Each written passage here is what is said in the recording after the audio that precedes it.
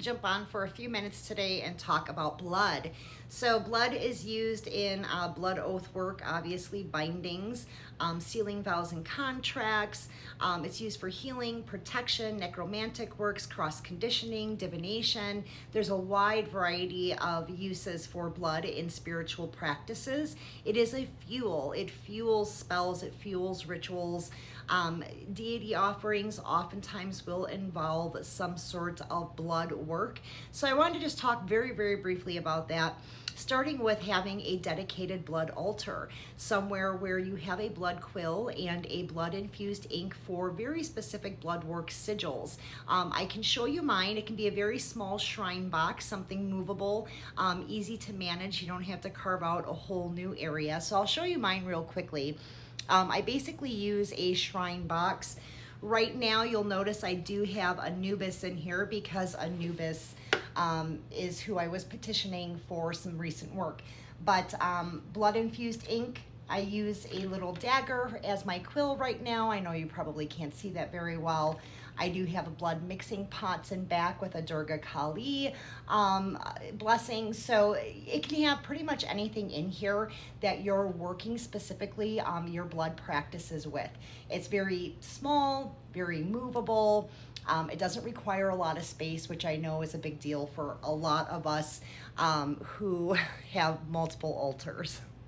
Other items I might suggest you have for blood altars is a frequency box. Every deity has a frequency association, so the 72 Goetic are going to be on those lower frequency ends, whereas your Hindu archangel deity are going to be on the higher end. There are ways to, there's actually several books written about frequency associations with specific deity. So I use a frequency box. It's very easy. Your frequency loads right in the back here, and I will set this to the frequency of the specific deity that I am soliciting with my blood work. The other thing I will have is a divination deck. I use a Dante deck. Use whatever deck you feel works best for you. I love Dante's Divine Comedy. This is really a combination of Inferno and Purgatory. I don't think there's any Paradiso in here, but it's a great deck for divination when it comes to blood work. And so that brings me to what do you do with your blood besides mixing it in ink and using it to do blood sigils? So if you're working with a group, you have a coven, or this is for blood oath work with maybe a romantic partner, a child, parents and children oftentimes, depending on their spiritual path, will do blood oath work. Of course, you are probably all familiar with like the blood vial jewelry. And this is very similar to that. It's very simple, it's very easy, it's blessed jars or vials that you can use. And so let me just kind of show you what I have here, if I can get it to cooperate. Let me back it up a little bit. So basically you just need your little blood capture device that you're going to be using for the blood oath or for the offering.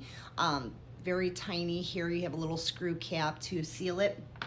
One of these little pressure pokey thingies. It has a technical name. An alcohol prep pad. Of course, it's also a numbing pad. Your little pipette to help you get your blood out and get it into your little thingy dingy. You can't forget the Band-Aid, of course, and gloves. Safety first. Now, blood vials don't have to include just your blood. They can include you and a partner's blood, you and your child's blood, a piece of blood or a drop of blood from each coven member or spiritual group member, especially if you're soliciting the same deity at the same time. I would actually suggest doing that because then it's just kind of a more coherent picture for that deity in terms of offering. Okay, so I kind of rambled on there for a minute. So blood talismans, all amulets, whatever you want to label them, are a very powerful form of solicitation, a very powerful form of sealing a vow, a contract, very powerful in terms of working with that blood on a blood altar if you are trying to heal or protect somebody, if you are using it as spiritual currency for necromantic works, cross-conditioning works, domination works. It really plays a part in all of that.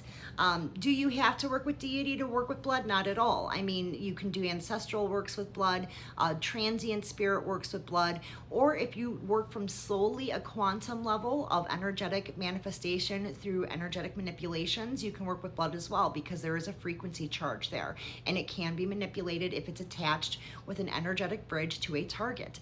So there's lots of things you can do with blood. So I am offering this now on both the main site and Etsy. It's a blood amulet talisman kit. It does come consecrated for your intent. I do absorption warding for travel, meaning basically, you know, when I make something and I ship it, I don't want it absorbing all the energy of everybody handling it, all the other packages it's going to be interacting with. So I do absorption shielding, but please remember that once you receive it, you should still give it a light cleanse. And if you're going to travel with it again, do another absorption warding just to prevent any kind of absorption from taking place, because that can affect the frequency of your offering.